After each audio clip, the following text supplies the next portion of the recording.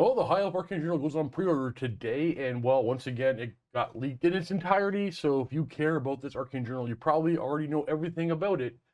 However, my video will not be a first impressions video of the Arcane Journal. It'll actually be a review, because I've had a chance to play 3 games with it already, 2 with the Chracian Warhost, 1 with the Sea Guard, and I had a lot of time to pore over the book and crunch the numbers, and I think I caught all the little nuances that are easily missed on the first read-through. Let's do a High Elf Arcane Journal review, and we'll keep it moving on at a pretty brisk pace to not, I could easily spend 2 hours going over everything, and I'll just end up repeating myself and getting lost. See, I'm doing it right now. Let's just get to it and review the things in the book. So in this review, I will go over all the new things first that are available to the Grand Army of High Elves.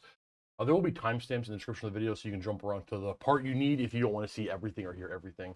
First off with Korhil Lionmane, Captain of the White Lions, one of the 2 new named characters in the book. The other being Ishaya Vess, which is actually a new character. Korhil is just a repurposed old model. Real quick on the lore, it talks about how he's a man of stature. I'm just going to point out that he's an old school metal model, so he's smaller than every other model in your army, probably. Physically, that is. That's not important. We're just joking around here. Okay, Korhil Lionmane. He is pretty much Lord level stats.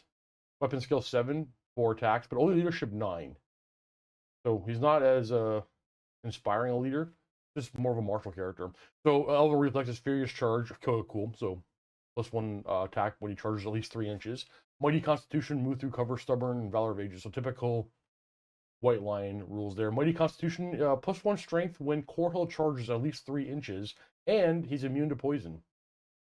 And then he has the Pelt of Trandis. It is a White Lion cloak from the original White Lion that he killed. Improves his armor save by 1 in combat and 2 against non-magical shooting. He does come with heavy armor, so he's a 4-up armor in combat. It also gives him a 5-up regeneration save, so he's a 4-up, 5-up in combat. Once again, sticking with Games Workshop's theme of the named characters in the books actually typically aren't overly resilient. They don't have like 3 saves or 2-up, 5-up, 5 or anything like that. But 4-up, 5-up, toughness 3, 3 wounds.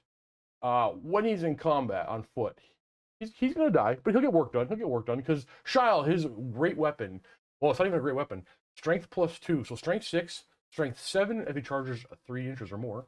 AP 3, Killing Blow, requires 2 hands. At initiative 6, so 9 when he charges, 10 when he charges the flank, so it's a very fast, powerful weapon. And reroll 1s to hit. I actually really like that weapon. It's actually exactly what I want in a weapon. It gives me rerolls. It's got high strength. It's got good AP. It's got killing blows. All the things you want. 175 points for this guy. He'll get work done, but if the fighting rank is alive, they will kill Korhil Lionmane. Now, he may ride a Chieftain chariot for 105 points. The Chieftain chariot, now we're going to talk about this really quickly, and then we're going to come back to it and talk about it again later, because there's more things that are kind of relevant that I think are kind of a negative on this chariot, but we'll come back to it. So for Korhil, a 105-point upgrade, that gives him effectively a White Lion chariot. Now, it does lose one of the charioteers, so this White Lion chariot has 1 less strength 6 attack that the regular White Lion chariot would normally have, but it does gain Armor Bane 1 on the lion attacks. So lions have 4 strength 4 attacks, Armor Bane 1. That rule isn't on the regular White Lion chariot. So basically, it's 20 points cheaper than a White Lion chariot. You lose 1 crew, thus 1 strength 6 attack, but you gain Armor Bane on the White Lions, the lions that drag the chariot. So for Korhil, on a Chieftain chariot, I'm actually very excited. I'm going to buy a Korhil model. I'm going to put him on a Chieftain chariot. I think that's going to be an interesting model to play. Will this Chieftain chariot see play otherwise? We're going to come back and talk about that when we talk about the Chracian Warhost and the Chracian Chieftains you can see there, but I got some beasts with it, but we'll get to that. Ishaya Vess, our other named character, she has a new resin model, and I got a chance to already paint her and play a game with her. Thank you, Games Workshop, for sending me her model early. Now, I want to point out that I think the model isn't great because, well, while it is beautiful and dynamic, it is made of resin, and it has a big resin trident sticking 1.5 inches off of her base. And she's going to be in the front rank of an infantry squad. If it gets into combat, I'm going to break my model. Like, she spills over her base too far. But either way, let's talk about her rules. So almost Lord level stats. Weapon skill, boost skill 7. Strength 4, toughness 3, typical L stats, super fast with initiative 7, but she got strike first. And 3 attacks, leadership 9. So in the end there, kind of drops off to the hero level stats. We have Ithamar, weapons, commanding voice, naval discipline, rallying cry, strikes, first precision strikes. Okay, so let's talk about the rules that are new to her. So basically she has all the Sea Guard rules. So if you buy the Sea Guard upgrade for a character, you already have access to all this stuff. However, she has plus 3-inch range on her command range. That means when she's your general, it's 15-inch range. But if you have a prince in your list, she can't be your general. But that's neither here nor there. That's not important. She does have precision strikes. This one is interesting. I think it's going to cause some debates, and people are going to argue. But that's Warhammer, and we all love to argue. So, Lothran Seaguard unit joined by Ishaya Vess improves his armor-piercing characteristic by 1. So all your war bows and spears have armor-piercing 1. I like that. I like that. For 170 points, that's a hefty upgrade to give you, like, a hefty amount of points to spend to give a unit an upgrade of AP 1. But I do like it. Now, the reason why I think there's going to be a bit of, well, first of all, let's talk about the fact that precision strikes is, Ishaya has taught her warriors how to find the weakest points in their foes' defenses, able to find their mark no matter how heavily armored their enemies might be. So that's the lore of it. But the rule is any unit joined by Ishaya Vess improves their armor piercing by 1. So lore-wise, she spends a lot of time training her Sea Guard to do very, very well in combat, to have precision strikes, get AP 1. But if she dies, they all forget how to do that. I think that's just like, I'm just laughing at the lore rule not matching with the rule. She has the do better rule, and when she's in the unit, do better. Now, I don't want to get off on a tangent. I think there's going to be rules as intended, rules as written here. This is going to come down to the issue with the Wood Elf thing. You may not be aware of it. So there's a unit of Wood Elves that have a 4-up ward save for the unit. And some people were playing that if you join a character to that unit, they automatically gain the 4-up ward save. So Games Workshop should have said, no, that's not how it works in the FAQ, but instead they just reworded it so that it only applies to them. So that means they've set precedent that if a character, say a noble or a prince, joins the unit of Sea Guard, and Ishaya joins the unit of Sea Guard, Ishaya and the prince would gain the AP 1, or improve the AP by 1 of their weapons. I don't believe that's the intent. I will not be playing it that way until there is a hard FAQ answer, but I already know you guys are going to be split on that one. And pause the video to read the comments below for somebody making a strong case for, and somebody else making a strong case against it right now in the comments. Okay, either way, her weapon, Mathland's Ire, strength plus 1, AP 2, armor bane 1, magical attacks. So she has 3 strength 5 attacks, AP 2. And depending on which side of the fence you're lying on, AP 3. But I say it's AP 2.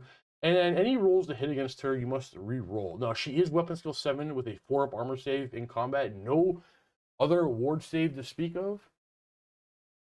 But weapon skill 7 means infantry weapon skill 3 will be hitting her on 5s, re-rolling to hit. I actually, in my one game, without spoilers, well, giving the outcome, I was able to accept some challenges from Chaos Warriors, and that re-roll to hit did, in fact, keep her alive. So, 170 points. She's not cheap, but I like her, and I will be using her. And next, we got Stormweavers, a new wizard. Level 1 can upgrade up to level 3. Relatively cheap. Basically, if you compare a Stormweaver at level 3 to an Archmage that's level 3, the Stormweaver comes in at 10 points cheaper. But you lose Blessing of Lilith. That's a huge downgrade. So instead of re-rolling 1 failed casting attempt a turn, you get 10 points cheaper. Not a good trade, I'll say. Now, the Stormweaver does have access to Dark Magic, Elemental, and Illusion. Archmages can give Elemental Illusion anyway, so you're losing access to high in battle and gaining Dark Magic. So the only reason to take a Stormweaver is to take Dark Magic. So we're going to ignore the fact that it's Elemental and Illusion, because you're taking either one of those lores, you're taking an Archmage or whatever, a regular mage. So it's a dark magic wizard. You take Dark Magic, you lose the Blessing. 2 wounds, 85 points. Again, nothing to speak of here. Nothing to wow me here. It's just access to Dark Magic. Now, all three, so Grand Army, Chracian Warhost, and Sea Guard have access to Stormweavers. You know, having access to Battle Lust for the Chracian Warhost doesn't sound terrible. That's in the Dark Magic lore. Having access to what's that spell called? Not Doom and Darkness.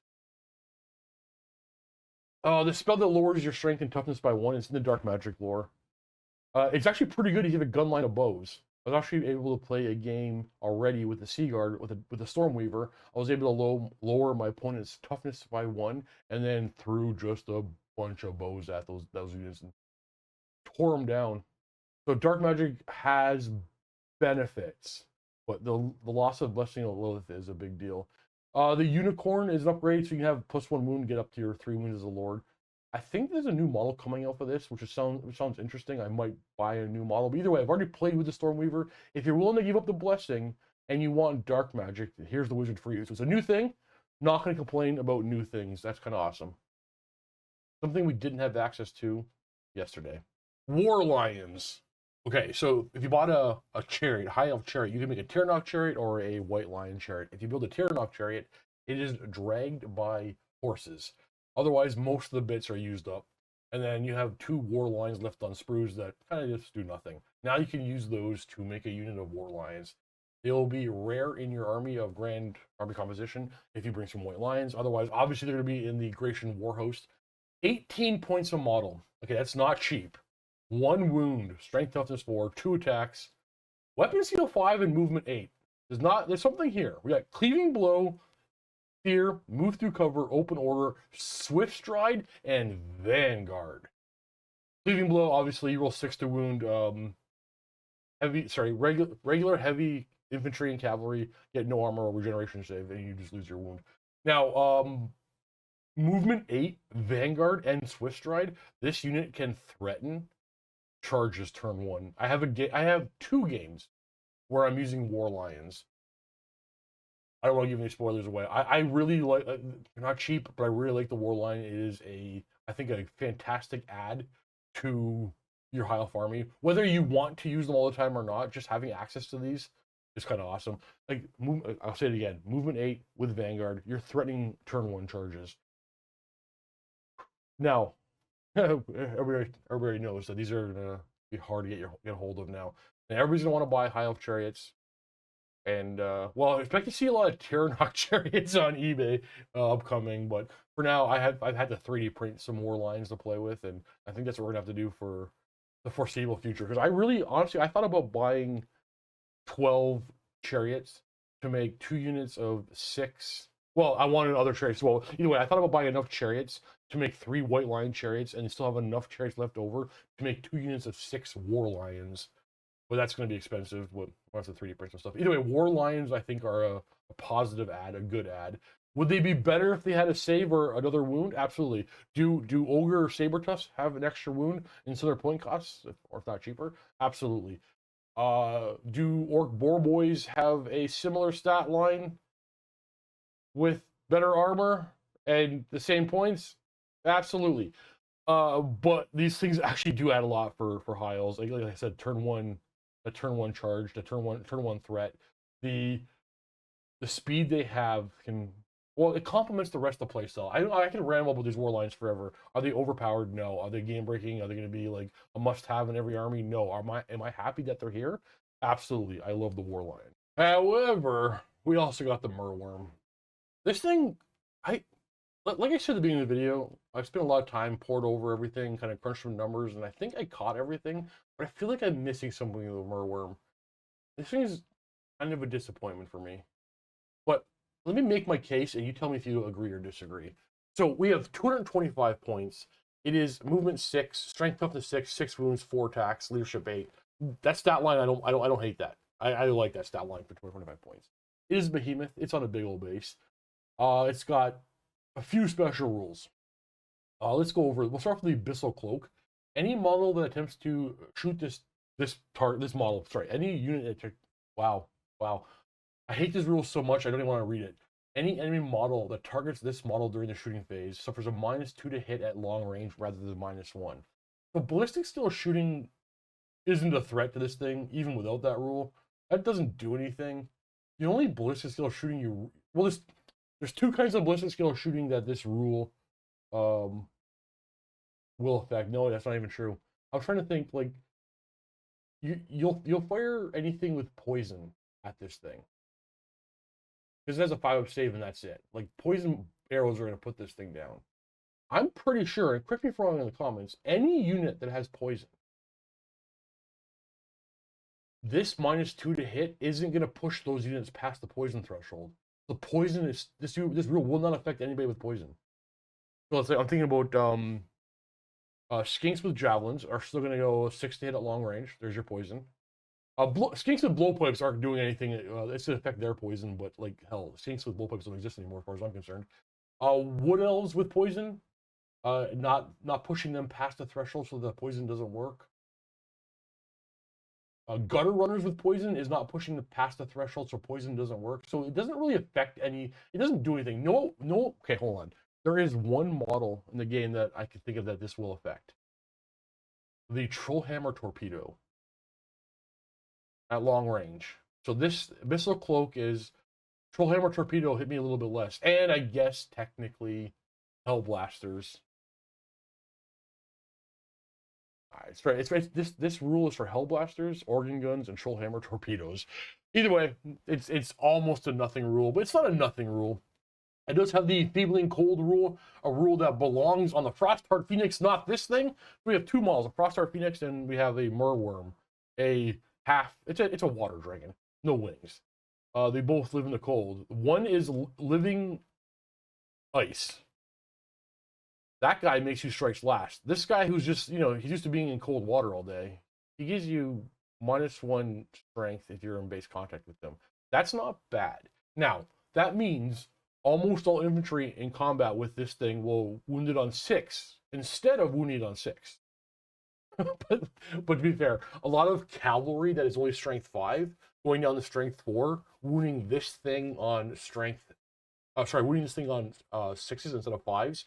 It's kind of a nice thing, but how often is that going to happen? What this rule really does for me, I think, is I'm able to brawl with other monsters that are typically strength 6 as well. I know some dragons are strength 7, but most other monsters in the game are strength 6. So having other monsters wound this thing on 5s instead of 6, that is a cool rule. Now, it is 4 attacks at strength 6, AP 1, armor bane 1. That's not great. One of his attacks every turn must be at strikes last, strength 8, AP 2. Must. I'm going to forget that every time. So it has 1 good attack and 3 nothing attacks, but it does also have impact and stomp. So impact D3, strength 6, no AP on his impact, but D3 impact, and D3 plus 1 stomps with AP 2 because of Behemoth. That's not terrible, but again, it's movement 6, no Swift Stride. This thing doesn't synergize well with Hiles. It doesn't. I don't think it. I think Hiles, you got to pick all your fights. You got to play. That's their thing. That's how they have to play. This thing, you put it on the table, and your opponent will more likely to not pick its fight against this thing because it's slow. It's 1 pip of movement faster than your infantry, and it's slower than just put everything else in Hiles. So without Swift Stride, with only movement 6, it's not going to get into combat, or it's not going to get into combats that you want it in. But it's not nothing. I don't think it synergizes well with high elves. Now, there's one more thing I want to talk about before I make the big comparison. So the Briny Breath special rule, it has a breath weapon. Strength 2, AP 2. If you suffer unsaved wounds, you're -1 to your initiative characteristic. So the breath weapons, they're not great this edition. That's okay. We kind of all accept that. So a strength 2, AP 2 breath weapon, I don't hate, because if for some reason it's late game and my Merwyrm is facing the wrong way, can't charge, turns around and breath weapon something for a turn, great. I'm happy to do that. For the most part, if the unit is in front of you, it's why are you not charging, right? So this breath weapon is already super situational, like ridiculously situational. Now, the rule where you hand out your opponent -1 initiative, I can't think. Remember, initiative is until the start of your next turn. You hand out -1 to an enemy unit. That only matters if they charge, and they're still getting a bonus initiative. So if they end up charging the Merwyrm, every unit is pretty much going to strike first anyway. I racked my brain trying to come up with a fake narrative, sorry, a fake scenario in my head where this -1 initiative thing actually does something like that. It's a weird thing for me to get my head stuck on. I just don't see how that rule in any way. What are they thinking with that one? Who cares? Moving on. Here's my beef with the Merwyrm. So it can be brought in as a rare choice in any army with Lothar Sea Guard. It can also be brought in the Sea Guard Garrison Force, which we're going to talk about in a bit. But it is in the exact same slot in both of those armies as the Frostheart Phoenix. So in comparison, the Frostheart Phoenix is similar stats, same weapon skill 6, same strength and toughness 6, same 4 attacks. The Frostheart has better AP. The Frostheart is 20 points cheaper. The Frostheart has movement 10, not 6. The Frostheart has Swift Stride. It synergizes with the rest of your army and is stupid fast. Now, this thing has a D3 plus 1 AP 2 stomps. The Frostheart has 2 AP nothing stomps. This thing has D3 impact hits that are AP nothing. But why does this exist in an army that, like, I just don't understand how you have this in the same slot as a Frostheart. Already a unit that's not great. You don't really bring Frosthearts that often anymore. But why would I bring a Merwyrm over a Frostheart? Now, cool. Rule of cool. It fits your theme. Absolutely. I love that. I love that we have this new Merwyrm model back and we can paint it up and play with it.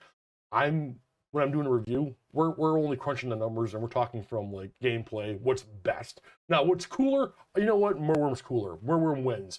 But if we're talking about what's best, why would you ever bring a Merwyrm over a Frostheart Phoenix, and we already don't bring Frostheart Phoenix? Right? Am I missing something? I feel like I'm missing something. Merwyrm, rule-wise, to me, it's like, I don't know. This is...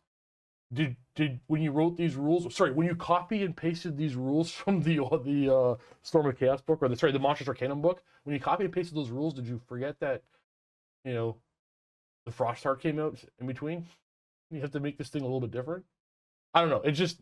This is I think the biggest disappointment in the book for me. Let's keep trucking. Let's talk about the Chracian Warhost, the first of 2 Army of Infamy inside the Arcane Journal. I like this one. I think, well, one, it gives us a whole new way of playing, a whole new way of building armies that we didn't have access to. Is it powerful? Well, in some ways. I think there might be something here competitively, if I want to make a really strong list, but let's see what we get here. So first of all, we have access to High Elf Prince or Archmage per 1,000 points. Good. So in your friendly game, you can bring your level 4 wizard.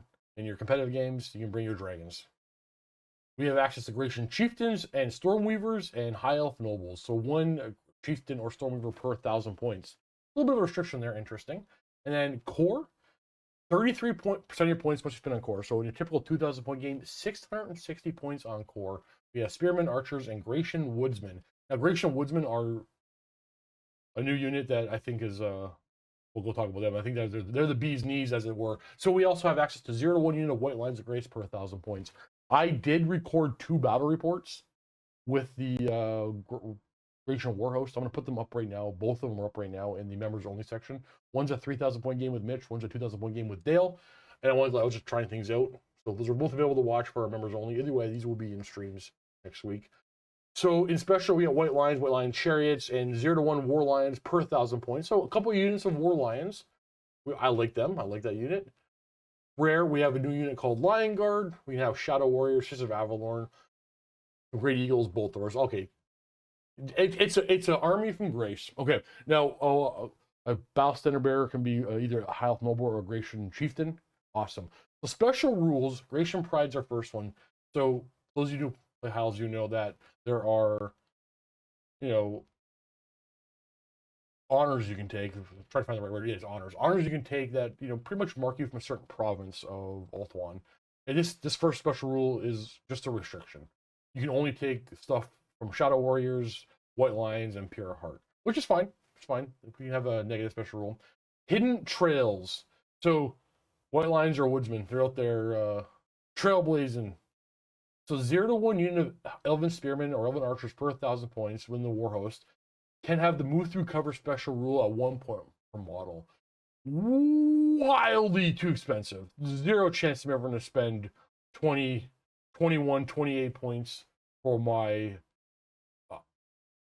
spearmen to have move through cover. Never gonna have that. Move through cover is kind of a rule that I think they don't have it right in this edition. Move through cover only allows you to ignore half of the rules for difficult terrain. 1 point per model, way too expensive. Never gonna do it. In addition, once per game, after rolling to determine unit of ambushers is held in reserve, you can add +1 or -1 modifier. So you can have like 3-4 units of ambushers. And then once per game, one of those rolls you can modify. Cool. That's a special rule. I think ambush rules just don't work this edition. Like, they work, they just don't add tactical advantage in any way, shape, or form. I just don't like ambusher. That's a personal preference. I don't know if you like it. If you like it, you like it. Either way, hidden trails is like a nothing rule for me. Warriors of Grace. Units of Elven Spearmen or Elven Archers within a Chracian Warhost army of infamy can have the Lion Cloak rule for 10 points per model. Here we go. This is what the move through cover should have been. It should have been 10 points for the unit, not 1 point per model. So 10 points for the unit, you get Lion Cloaks. Lion Cloaks gives you +1 armor save against non-magical shooting. Is it powerful? No, it's all right. I'll pay 10 points for that. In fact, if Games Workshop ever put out like even if it was a resin little upgrade kit of actual resin Lion Cloaks I can glue onto my spearmen, I would paint up a unit of archers and spearmen in the Chracian colors of red and glue on these Lion Cloaks. I just love the idea of it. Now, Warriors of the Wilderness. Once players have finished placing terrain, the Chracian Warhost player may place one additional area of difficult terrain measured between 8 and 12 at his widest point.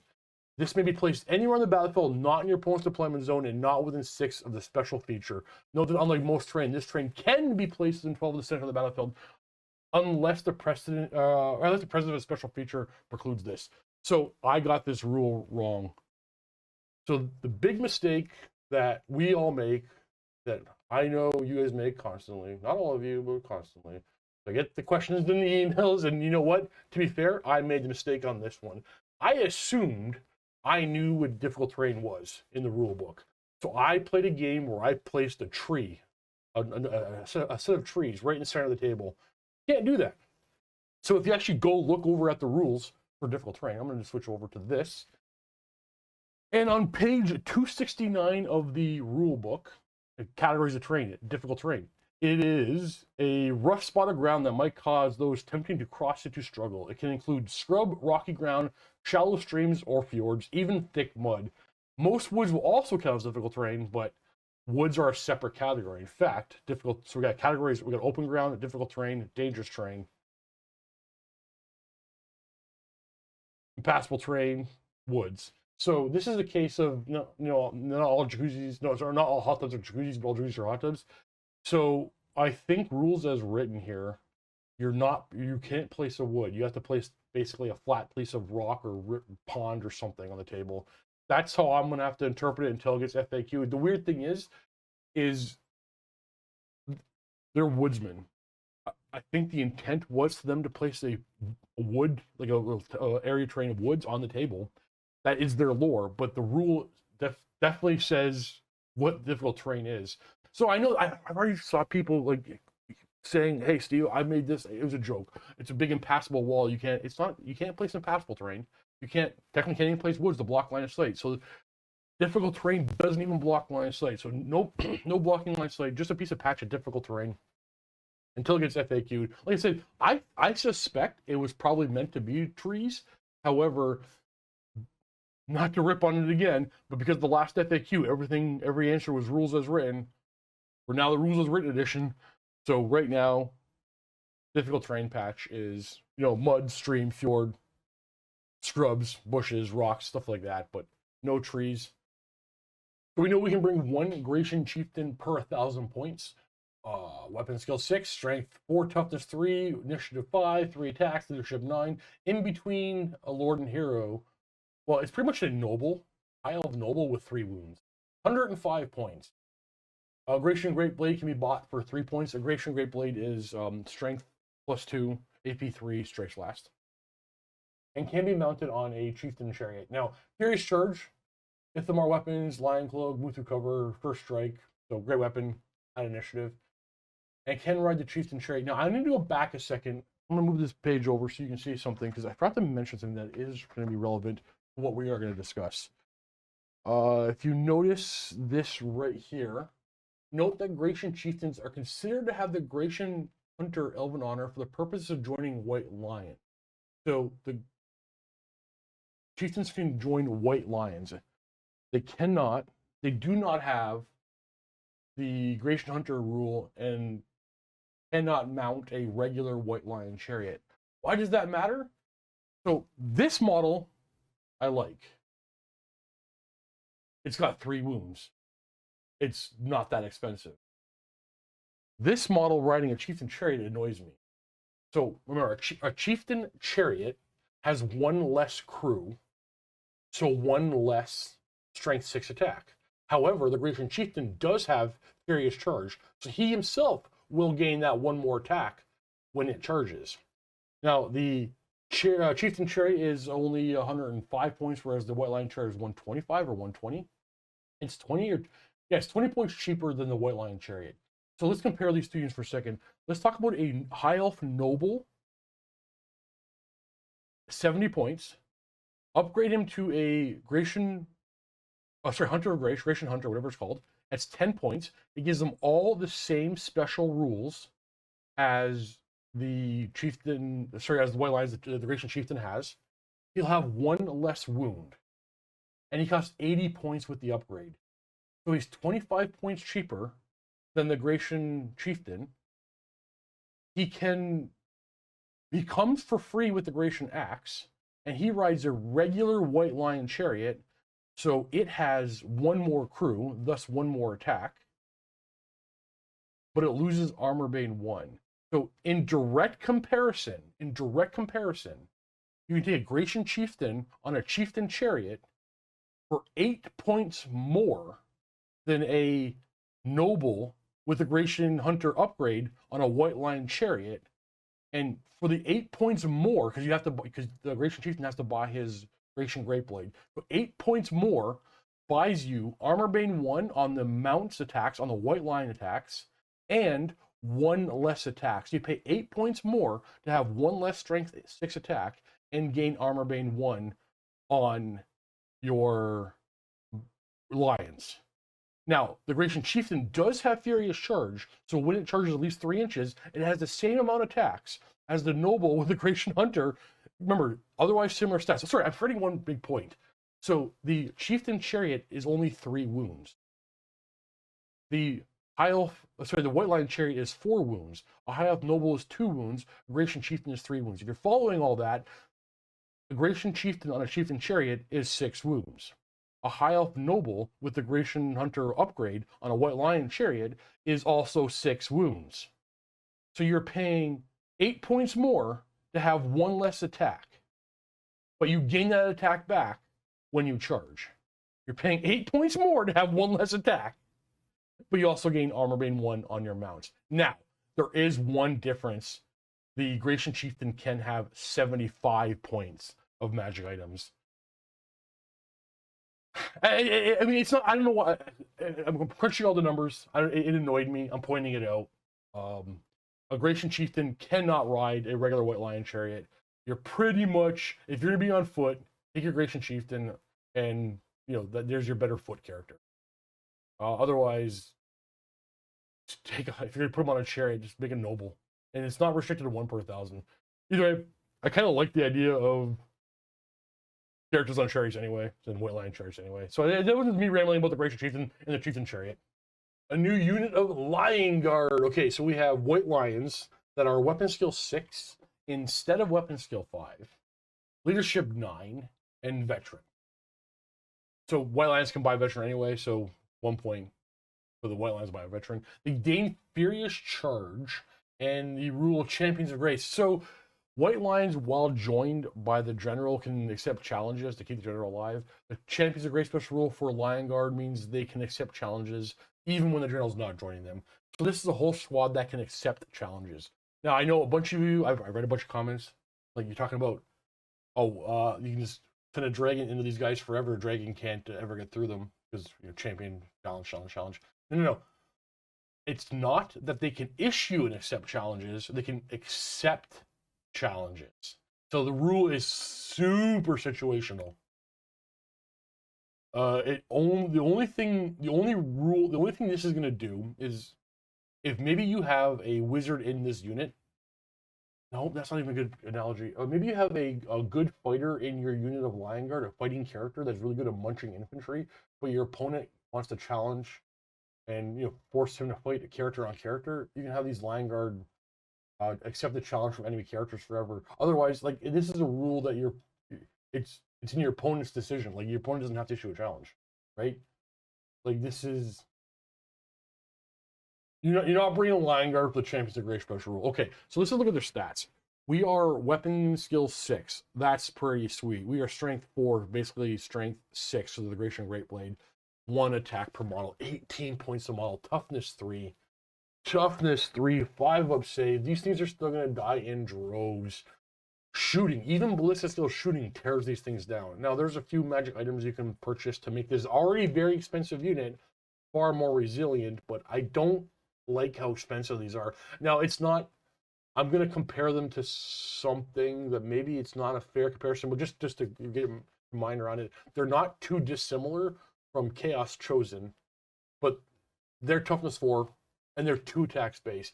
And that's one thing I want to like really compare them with is these things really did warrant at that point cost an additional attack instead of Furious Charge. Infantry getting the charge isn't guaranteed. It does happen, but the fact that these guys are paying like 3 points per model to have 1 more attack on the charge over regular white lines, and they're rare. They are close order instead of open order. These seem to be far too expensive. Like I've played 2 games with them already. They're not useless. They are scary, but they are a hefty point investment. So I don't hate them, but I don't love them. I'll tell you that right now. However, I do love the Chracian Woodsmen. Okay, so 12 points a model. It's a white lion. He loses weapon skill 5 and downgrades to weapon skill 4. 12 points a model. Light armor. Chracian Great Blade. Skirmisher. I already love it. Okay. War bows, 1 point per model. I'm buying it. War bows are strength 4 because they're strength user, 24-inch range. Ballistic skill 4, war bows on a skirmish unit. I'm going to buy them heavy armor for 1 point a model. We're now at 14 points a model. You can buy full command. A skirmishing unit that can buy full command. Very unique. I don't think anybody else can do that. Can buy line cloaks for 1 point a model. I am once again going to do that. I'm going to pay 15 points a model for this squad to have a 4 saving and shooting, and their skirmisher. They got war bows and great weapons. They can have 0 to 1 unit may replace. They all come with Vanguard. Sorry, they have Vanguard, move through cover, skirmisher, Valor of Ages. Like Vanguard, awesome. 1 unit can have scouts for free instead of Vanguard, and can buy ambushers for 1 point per model instead of Vanguard. Okay, so scouting, ambushing discussion we can talk about. So scouts, their usefulness has changed greatly, but it's not a bad rule to have. Ambusher, I'm not a fan. You may not like it. I don't care about this part of the rule. I'm talking about 15 point per model. Ballistic skill 4, strength 4 war bows, 5 up armor in combat, 4 up against non-magical shooting. Core. 44 of these models is your entire core for Chracian Warhost, if you want to go that route. I love this unit. We've all seen Dwarf Rangers do well, very, very well. This is Dwarf Rangers for me. No, they're only toughness 3 instead of toughness 4, but they are way faster. And I think their shooting will be probably more effective because, actually they're going to move and shoot without a massive penalty. I love the Chracian Woodsman unit. Now, you can make a big old blob of 20 of them, put a bunch of, there are magic items that can make them super resilient from range attacks. You can make them all but immune from I'm exaggerating. You can make them very resilient against magical stuff. You make them very resilient against shooting stuff. You can put some characters in there. MSU, Chracian Woodsman, big old blob. I love everything. I love everything about the Chracian Woodsman. I love them so much. Now, I want to point out they are regular infantry, and Korhil himself and the chieftain, the Chracian chieftain, they're both heavy infantry. So those two characters cannot join these woodsmen. Don't know why they chose to do that, but yeah, that's that. Like they are, your wizards can join them. Your wizards, they're just regular infantry. I love. I can talk. I don't know what else more I can say. I just want to let you know that I love the Chracian Woodsmen. So to wrap up the Chracian Warhost, we can bring all the characters we really want to bring. To be honest with you, we have no cav. We got war lines though. We have to spend a lot of points on core. I've played a couple games where I brought 2 big blocks of white lines as core. I just chose to do it. I don't think I would do it again. I might do 1 block of white lines as core and the rest Chracian Woodsmen, but I don't even mind bringing spearmen in this list. Thematically, narratively, I really do want to paint up a whole new army of in the Chracian colors of red. I'm not going to do it. I got too many things on the plate, but narratively, I think this thing is really well done. I really like what he wrote here with this book. For this thing. Now, competitively speaking, now I am not the most experienced competitive player. Basically, I haven't been to a tournament in forever.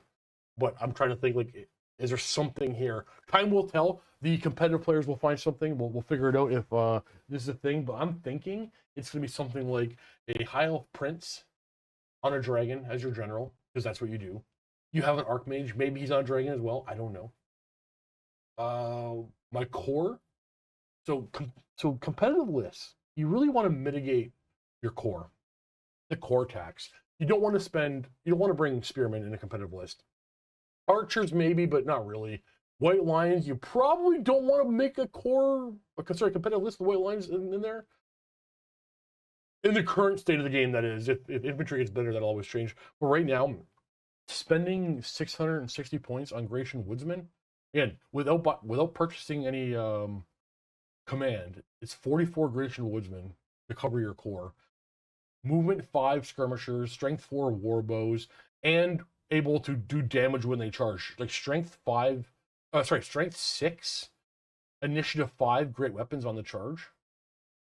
Because of the Elven Grace rule or reflex rule. So like I think I love everything about that idea. And then I would spend some leftover points in special on lion chariots. Unless I didn't spend a full 1,000 points on dragons, I might put some nobles on lion chariots. But yeah, my special would be lion chariots. My core would be Chracian Woodsmen. My characters would be dragons. I think there's something there. I might, if Luca wants to play against that, I might put it on the table to see if there's any legs there. But yeah, it's very interesting. I'm actually very happy with the Chracian Warhost for narrative or even potentially stronger lists. The High Elf Realms Guard Garrison. I'm gonna talk it out and then see how I feel at the end here. I think I know how I feel. So we could have Guard Garrison Commanders and Stormweavers. We have a new unit. Guard Garrison Commanders. I'll tell you right now, they're nobles. We have Dragon Mages, High Elf Nobles, High Elf Mage. So we have what is commonly known as Lord level characters. We have no level 4s. So no princes, no archmages. That's fine if you're gonna play like, a theme narrative thing. That's like, but if you're trying to make a stronger list, you probably already know you're not gonna do it with the Guard Garrison list. But I know not everybody plays that way, so it's not that bad. Core, again, you have to spend in a 2,000 point game, 660 points on core. It could be Lothern Seaguard and Ship's Company. So new unit there. And then 0 to 1, Shadow Warriors per 1,000 points. I don't hate that. Very on theme. In special, we have Sky Cutters, Great Eagles, and Bolt Throwers. So we moved all those things from rare over into special. And then in rare, we bring Illyrian Reavers. Don't know why. I would just omit them all together, but cool. And then Flamespire, Frostheart Phoenix, and Merwyrms. Okay, so the Frostheart Phoenix and Merwyrm, we've already had that discussion. And then your BSB can be a Guard Garrison Commander or a Noble. All right, special rules. Army of the Sea Lord. Once again, the first one is a negative, but like don't take it as a negative. It tells you of your Elven honors, you can only take the Shadow Warrior, the Sea Guard, and the Pure Heart ones. It just keep you on theme. Now, the first special rule is called From the Mists. after deployment, before scouts have been placed, or any Vanguard, you may redeploy one of your units. It's any one of your units. That is really cool. Really cool. I'm I'm gonna make okay, that I like that, but I'm gonna make fun of something real quick. The rule is from the miss. Coming out of the sea on the mist, but this is the garrison. This is the garrison list. These guys are already on land. These guys are the garrisoning the forts in the old world. It's just that's it's a nitpick thing. That's a narrative thing that doesn't align with what the army actually is. But cool. From the mist, I actually, all joking aside, I really like that one redeploy. It's right up my alley. From the storm clouds, 0-1 Lothern Skycutter per 1,000 points of Seaguard, Garrison Armor, and Infamy, including Skycutters taken as character mounts, may have ambushes for 10 points per model. I don't like ambushers. I don't think they give you anything. The Skycutter is so fast that you're definitely almost always better to put them on the table. Now, if you want to come up with like a narrative scenario, cool. But as a rule, that's nothing. Old World Rangers, 0-1 unit of Shadow Warriors with unit strength of 10 or more in a Seaguard list can have ambushers for free. Do I need to do another raspberry? I don't like ambushers, but thank you for the rules. Pride of the Fleet, 0-1 unit of Seaguard. 0-1 unit of Seaguard per 1,000 points. A Seaguard Garrison Army may have the drilled special rule for free. So you can have free drilled on your Lothern Seaguard. Now, if there's one unit in the game that doesn't need drilled, it's them. No, that being said, it's a free rule, and I'm happy to have it. It really is only going to take effect, in my opinion, if you can find another reason where you're going to really use drilled, is like if you're in combat and after you're already in combat and you fought or you won or lost, you're going to drill to add more ranks. Or sorry, go wider for more attacks. But basically, the naval discipline, and volley fire special rules, and the innate nature of the Seaguard, they're not charging, so they're going to make use of drill less than any other unit with drilled, any other combat unit with drilled. That being said, it's free, and I'll take it. So rule-wise, I'm not wowed. Okay, so we lose a lot so far. We lose princes and archmages. We're forced to bring, well, it never should be, but we lose a lot of units. It's all Seaguard units. We don't really, what are we gaining? We're gaining free drilled on our Seaguard, and we're gaining some ambush stuff. So we need to get, I think Ship's Company are need to carry this to make this interesting. But before we look at them, let's look at the Seaguard Garrison Commanders. So this is a High Elf Noble that has ballistic skill 7 instead of 6, and he costs 90 points instead of 70. He does have all of the Seaguard special rules, but that's a 0-point upgrade for a noble. He does come with light armor and can get heavy armor, so no access to full plate. So we have a character that costs 20 points more than his generic counterpart, less armor, but he has a rule called Accomplished Archers, which is definitely gonna make up that 20-point gap. So Accomplished Archers, unless mounted on a Skycutter, so if he's on a Skycutter, he does nothing. Okay. A Seaguard Garrison Commander has the Evasive and Fire and Flee special rules. In addition, any unit of Lothern Seaguard joined by this character gain the Evasive and Fire and Flee special rule. What? I want to pay 20 points for that? Okay. I've already used this guy. So Fire and Flee on Seaguard. They don't have Feign Flight. I don't think you ever want to Fire and Flee. It's roll 2d6, take the highest. For your flee after shooting. You can't volley and stand and shoot. Evasive isn't terrible. 20 points for evasive, but like, why? Why? Why is it called Accomplished Archers? They're really good at shooting, so they run away more? Why? Why am I paying 20 points for this? Why am I paying 20 points more for this guy? Better ballistic skill? Less armor. Okay, Ship's Company is here to save us, just like the Chracian Woodsmen, right?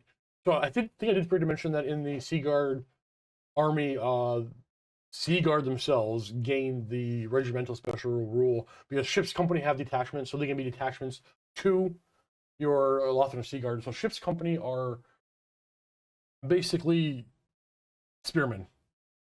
Spearmen, thrusting spear and shield, or a warbow instead of thrusting shield spear. So use your archers or your spearmen with skirmish. They come with evasive and fire and flee, valor of ages, 9 points of model. I like this unit. It's core. It's a core skirmishing unit that is, you know, not nearly as killy. I'm going to compare them to the Chracian Woodsmen. They're not nearly as killy in combat as the Chracian Woodsmen. They're not as well at shooting as the Chracian Woodsmen because the Woodsmen are strength 4. These are only strength 3 with their warbows, but they're drastically cheaper. I really like Ship's Company. And I like what they add to the army. So I can make a big old block of them, or not block of them, big old blobs of them to run around as core points. We're going to play MSU if you want with Skirmisher. Use them as detachments for your Sea Guard. I actually like everything about the Ship's Company. This is a cool idea. There's nothing to talk about, though. They're just 0 to 1 per 1,000 points may have Skirmisher. Replace open war Skirmisher. So 2 units have Skirmishers. Oh, sorry. They're not all Skirmishers. Sorry, I thought they were all Skirmishers for a second. Okay, so 2 units in your army can be Skirmisher. I guess I'm not going to MSU them. This is why I said I missed this. So I'll probably bring a couple units of them as Skirmishers. They can replace Valor of Ages with Veteran. That's fine. That's great. But I like Skirmish Core. I love Skirmish Core. And they're cheap. Well, for an elf. I don't hate Ship's Company. So what does this mean for the Sea Guard Garrison Force? I don't like it. I think Army of Infamies should give us something we didn't already have. This is on par for me for the Heralds of Darkness for the Warriors of Chaos. We already have a way of playing Warriors of Chaos with pure Cav. We already have a way of playing Sea Guard lists in the old world with our Isles. This doesn't give us anything. It takes away, it gives us minor things, but it just takes away. Now, the Heralds of Darkness gave you a new unit, the Chosen Chariot. This one, it gives you a new unit where it's the Sea Guard Garrison Commander, which I think is kind of a joke. But it does give you Ship's Company, so that is one new unit. So the Ship's Company, you have a couple units of Skirmishers. Is that enough for everything you lose? No level 4s, no Archmages. No Prince big fighty characters. Is that enough of a trade for a couple units of cheap skirmishing archers as core? Now, from the Mist special rule where you need to redeploy a unit, that's really cool. Re-drilled, that's not bad. The ambush stuff, So everything you're if you take the scales of the Sea Guard for me, it's like taking 10 pounds off of one side of the scales and adding 10 ounces on the other. You're taking away so much and not gaining anything. It's not even gaining anything like that makes you feel narrative. So basically, I can make the same list. So you're saying, look, Steve, you can take the Lothran Skycutter, Great Eagles, and Bolt Throwers as special instead of your rare allotment. But, I mean, you still got to pay points for all these things. I kept making lists, and after I finished making my Sea Guard list, I went, well, what if I move this over to a regular Grand Army? Did I spend more than 500 points on rare on Skycutters and Great Eagles and Bolt Throwers? I typically didn't. Like, usually, because the Grand Army can put a Lothran Skycutter in special if your general has the Sea Guard upgrade. Every time I made a list with the Sea Guard Garrison list, I was able to take the exact same amount of models and put them in my Grand Army composition. Now, my Ship's Company would turn into regular archers, but then I have access to a bunch of other things. Like, basically, the Sea Guard Garrison didn't give high elf players a new way to play. They could already do this. But what it did give them is redeploy one unit, skirmishing little Ship's Company archer type things. So they gained something, but they didn't gain a new way to play. And that's what I think I really want from these Armies of Infamy. I didn't like Heralds of Darkness for the Warriors of Chaos because it did not give Warriors of Chaos a new way to play. I do not like Guard Garrison because it does not give Hiles a new way to play. It gives them a couple of new rules, but not a new way to play. I want to be clear about that. That's my beef. It does not give me a new way to play with my Hiles, where most other armies gained 2 new ways to play. Now, power level we can discuss. Some armies of me are way better than others, but typically you got 2 new ways to play. Not Hiles, not... Well, you can argue the Nolan. You can play Gunline. No, even that one. No, sorry, I'm gonna ramble. Yeah, I'm disappointed with the Guard Garrison list, unfortunately. Magic items. Okay, so typically have been blah, but most magic items this edition.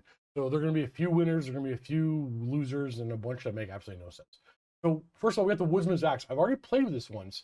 90 points for a great weapon that strikes last, strength plus 3 AP4, massive, and Monster Slayer.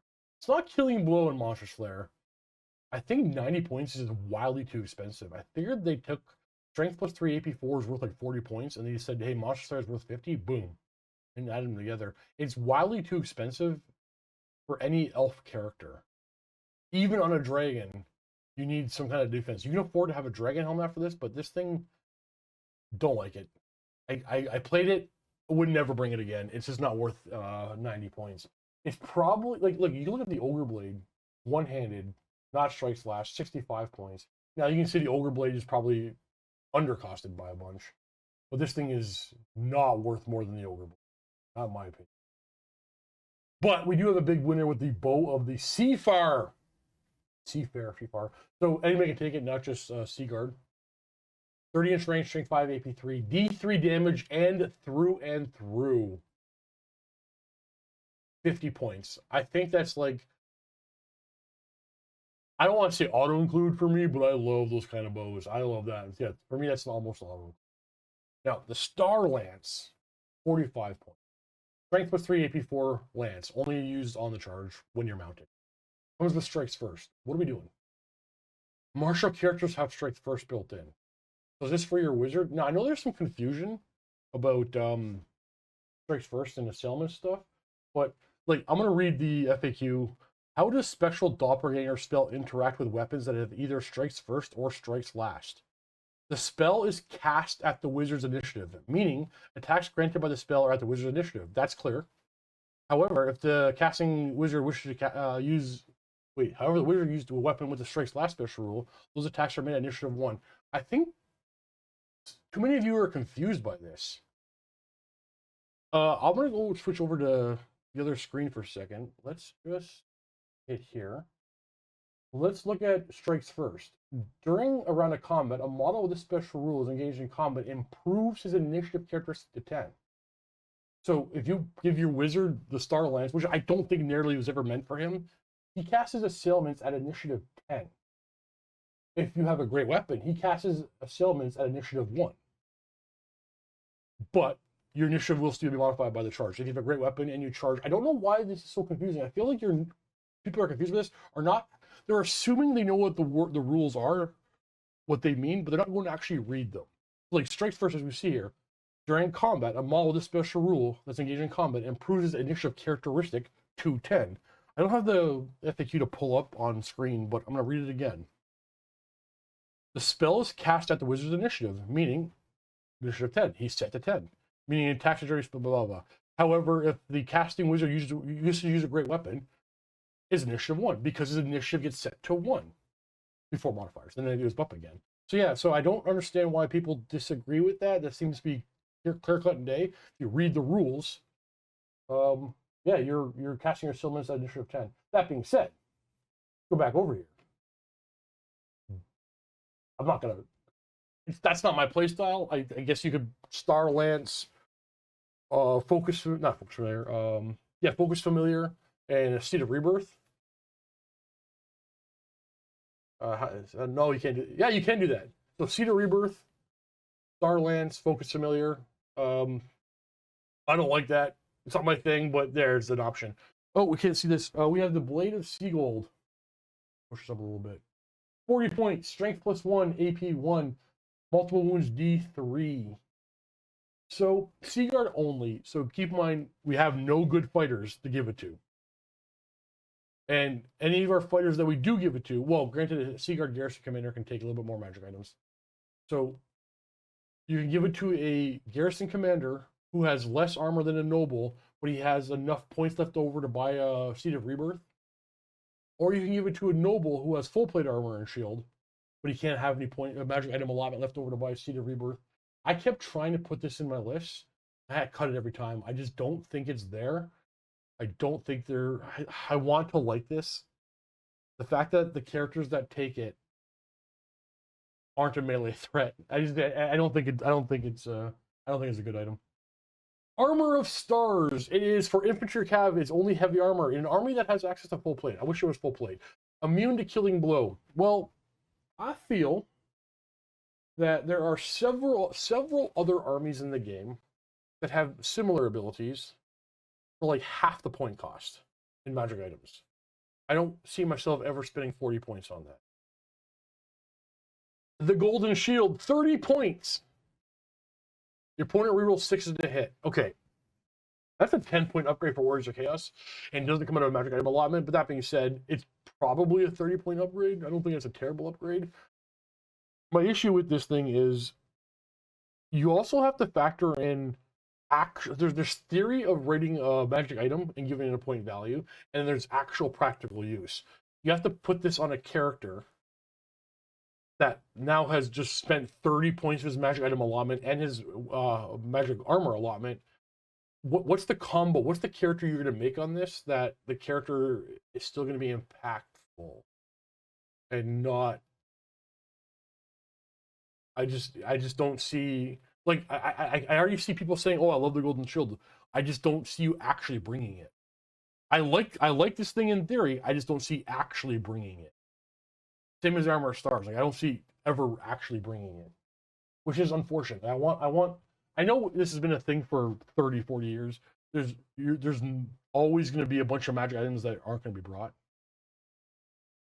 I'm hoping for the day where not everything has to be a 10 out of 10.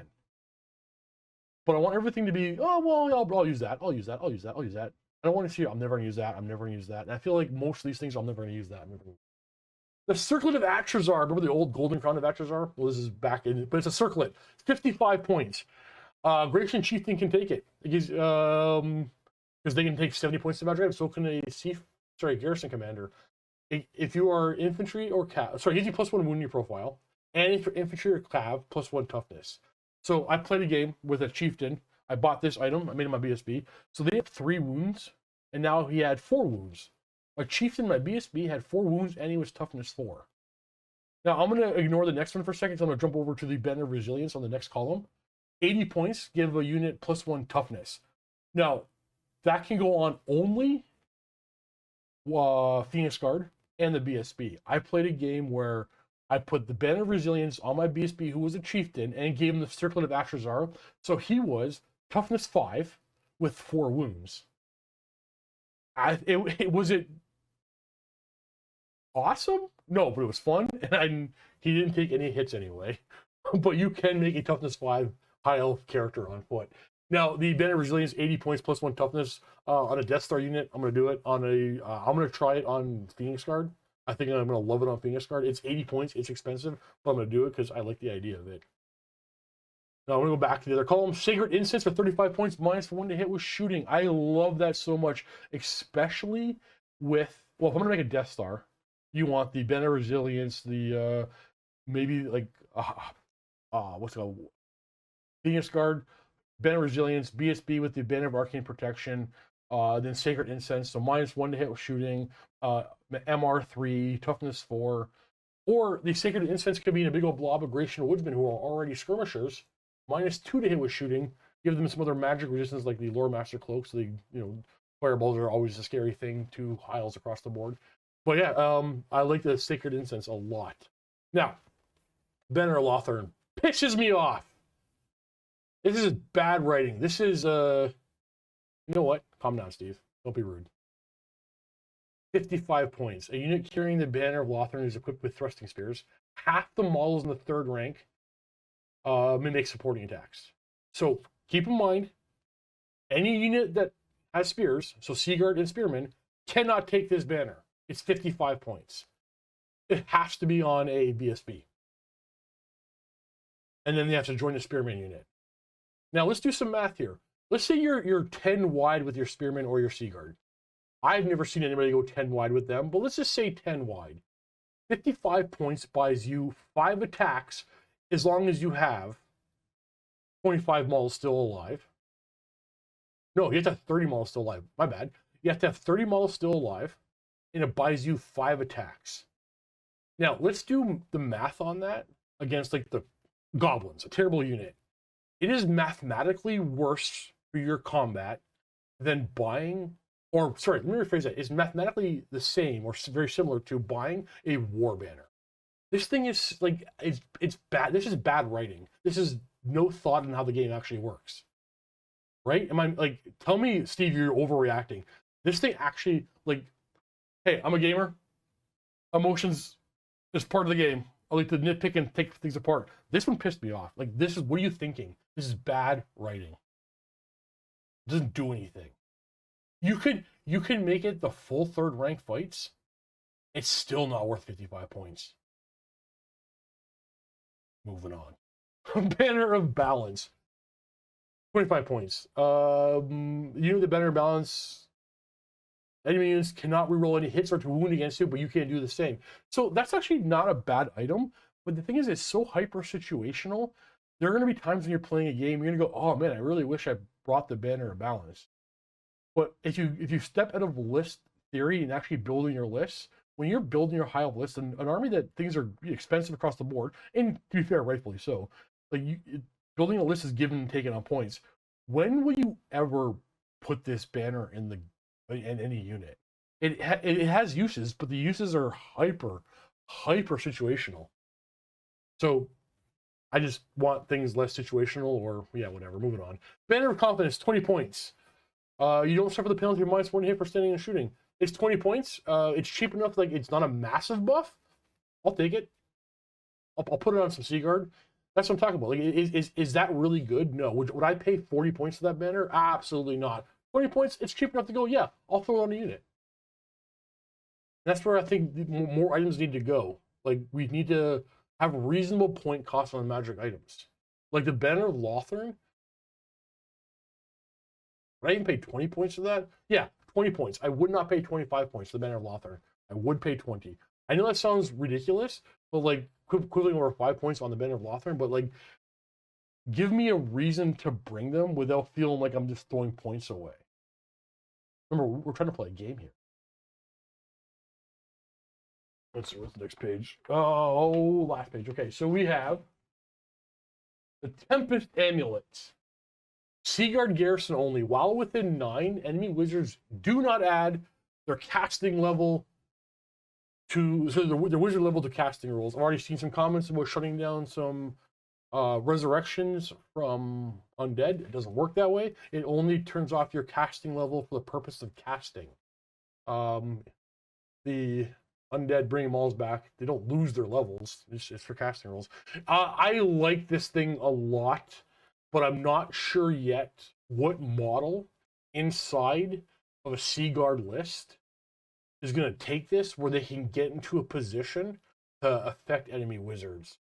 So I like this in theory, but I'm not seeing the practicality of how to do it. I'm not against this item, but it's going to take some playtesting. I suspect our feeling on this thing is going to be, oh, this is kind of cool. How do we use it? And then like 6 weeks from now, we go, yeah, we just never put it in our list because we can't really make it work. But I want to be wrong. If someone can think of a way to really put this on a character, it'll have to be on a noble, on a griffin, I guess, maybe. But you want to spend all of his magic item allotment on that? No. No. I don't know. I want to figure out how to use this Amulet of the Tempest. The Ring of Fury. Remember the good old days with Kane's Ring of Fury? I was hoping it would come back just for the memes. Old Kane's Ring of Fury was 25 points, I think, or maybe it was 30 points. It was 30 points. And it gave you another access to Fireball. It was another Ruby Ring of Ruin, but you'd roll a die on it. If you roll a 1, it would burn out. It would piss off the audience that came back in that form. But this one is a common magic item, 25 points. It gives you the Hammer Hand special special spell from the lore, signature spell, sorry, from the lore of battle magic. I want to put one of these on every one of my champions and get into combat. I don't know how often we're actually going to bring Rings of Fury, but I love the idea of it. The Gem of Courage is only for the Chracian Warhost. Once per game, you can use your gem and add a d6 at a break test, discarding the highest roll. Again, I like this item in theory, but in practicality of list building, are you going to have an extra 15 points to spend maybe on a champion and hope the champion didn't get killed? Like, you need to put on a White Lion champion or a Grecian Hunter champion. Your opponent should be allocating at least one attack to him. Toughness 3, 5 up save, dead. Gem's dead. If it's on a character, like, you want to put it on a Grecian character on a White Lion chariot, well, they're stubborn. So you're not using it on the first one. So you use this magic item allotment on their second roll. It does. I don't know. I like the idea of it, but in practicality, will it ever actually see the table? I just don't see it. In Arcane items, the very coveted spot. Remember, we have the Lore Familiar and the Silvery Wand as a option already for high elves, so we have to compare everything to that. So the Vortex Shard, single use. Wizard may use this item instead of making a dispel attempt. If they do so, the spell is automatically dispelled with no dispel required. In addition, all remains displayed. Okay, so we already have an auto dispel magic item in high elves. It rarely, if ever, sees the table. So now there's another one. Okay. The Trickster's Pendant. Single use, a wizard may use the Trickster's Pendant when attempting a wizardly dispel. If they do, roll an extra d6 when making a dispel. So it's a dispel. Okay. You dispel better, and discard the lowest result. Okay. If the spell is dispelled, the wizard that's attempting to cast a spell cannot attempt to cast any more spells for the remainder of the turn. However, number 1 is rolled any of the 2 dice. The bear is outclassed in the art. Okay. I like this. The threat of this is how you use it. It's like, is the wizard going to cast the first little minor buff that they may not need, and I'm gonna use my Trickster's Pendant and shut you down for the rest of the turn? I really like the Trickster's Pendant. I don't know how often this will be in my list, but I recognize that this is going to be a powerful item that should be in more lists than not. But it's also, if we play a little bit more casual around my area, it could be a feel bad item for your opponent. Hey, you brought a 300-point character. I'm not going to let you roll any more dice the rest of the turn. But I think this is a good item. I think this is a really good item. And then Staff of Solidarity. Single use once per game. When the bearer of the Staff of Solidarity is required to roll on the miscast table, they may choose not to. Hate it. Useless. Terrible. 1, it's the arcane item. I don't want to use my arcane item on this. 2, if I miscast, often I want to roll on the miscast table to see if I roll an 8+. Like, you don't die anymore from miscast, and your wizards are typically not inside units, so you don't care about exploding. So this is a nothing item for me. So magic items, winners. I like the Trickster's Pendant. I want to figure out how to make the Amulet of Tempest work. Ring of Fury, I don't hate. The Bow of the Seafar, love that one. Star Lance, boo. I like this. I recognize it's not amazing. I really like this. Is it amazing? I don't know. Probably not, but I really like that. Hate this. This is dumb. Hate this. This is only okay sometimes. And this is, it's 20 points. You got it right. It's not great, but it's only 20 points. That's how you do things, guys. That's my opinion on the magic items here. That's a high up Arcane Journal. I actually am kind of happy with it. I'm very happy, especially with the Chracian Warhost. It makes me want to buy models. Arcane Journal should make you want to buy models. I think I might have the world's largest personal collection of Warhammer Fantasy models. I think, probably. I think only Games Workshop might have a bigger collection than me, but they don't count. And I still want to buy more models because of the Arcane Journal. The Guard Garrison list is, for me, a big disappointment. It doesn't, like I said, it doesn't allow me to play in a way that I can't already do. So I can make a Guard list in Grand Army. I can make one in Guard Garrison list, and I can redeploy a unit. I gain drilled, and I gain some skirmishing Horror Archers. It's not nothing. You gain some stuff, but like overall, the theme of it, the display of the Guard army, I can already do that. You didn't give me a new way to play, which is unfortunate. But I do like the Chracian Warhost. It is a new way to play twice over. I can make 2 different styles of lists. No, there's always a big variation of the way you want to build your list, but there's 2 different styles of play within the Chracian Warhost that I couldn't already do. I could play an infantry army, which is, I get, granted, not the best way to play this edition currently, but it gives me a way to play an infantry army with white lions as core, something I couldn't already do. That's kind of cool. And then might be something there with all your core being the skirmishing, strength 4 warbow, strength 6 AP3 great weapon, ranger type unit. I really like that. So 2 new ways to play in one army event for me, but not the other. So there's going to be 2 battle reports uploaded right now for my members only. 3,000 point game of Chracian Warhost where I play white lions as core. And it's against Mish, and I bring a dragon. He brings those monsters and big things everywhere. And then I play another game against Dale where I try the same list, but I pare it down. I was practicing the list that I was going to play on the stream on Wednesday, where it's a 2,000 point list of white lions, where I still use, Chracian Warhost, where I still use white lions as my core. And I learned a lot from that game, where I think how I want to tweak it for the stream upcoming. So 2 games of Chracian Warhost up right now on the members only section. There should also, if things line up properly, I made a video for Mini Wargaming where I played the Sea Guard list. It's probably up today. If not, that'll be coming out soon. And then on Wednesday and Thursday in a couple of days, we'll be doing streams. There's talk that Luca might play the Chracian Warhost, but I might end up doing it anyway. So we'll do Chracian Warhost and Sea Guard lists this week on the live streams, 5:30 p.m. Eastern time. See you there. Let me know what you think. Big question. Do you think I overreacted on any of my opinions? Now, Hylos have always been my main army for so long, so I recognize I'm a little bit more biased. I try to be very unbiased in all these reviews. I've been very positive on all the Arcane journals. The only thing I really regret is I probably should have been far more critical on the nightly orders for the Empire. I still really love the idea of it, but I think they forgot. Games Workshop, when you wrote that, I think you forgot that we still have to play a game, and you took away a lot of tools to play the game that you wrote for the nightly orders. Anyways, yeah, was I too harsh on the Merwyrm? Was I too harsh on the Sea Guard in your opinion? Let me know. But that being said, I like it. I always do. Yeah, next one. See you in the streams. Happy wargaming.